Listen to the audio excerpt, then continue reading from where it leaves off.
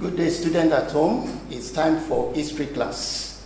Last week we were looking at the Korean War, and I remember we discussed that Truman brought out USA from the policy of isolation, and he started using the policy of containment.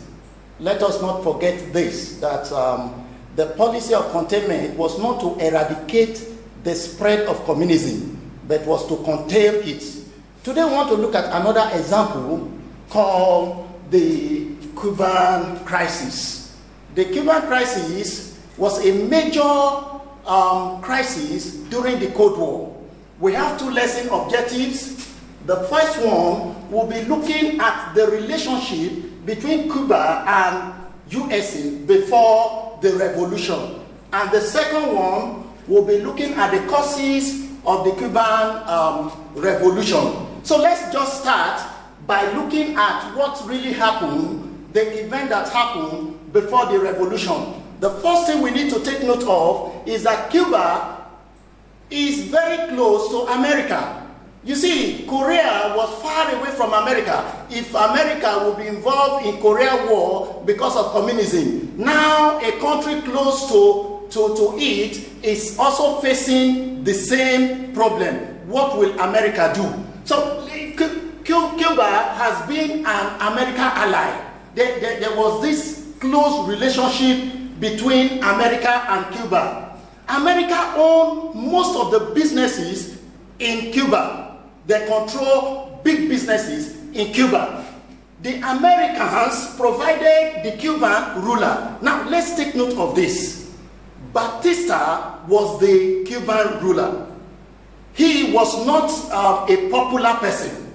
The citizens there never liked him. But America supported Batista because of his hatred for communism. They did not even like the way he was ruling. But there was no other person.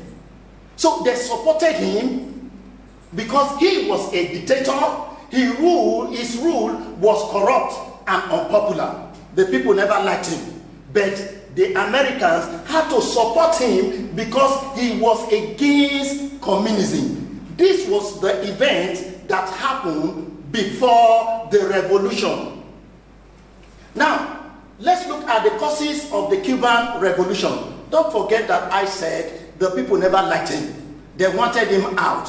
But because he was being supported by America, so he was there. But later something happened. There was plenty of opposition to Batista in Cuba.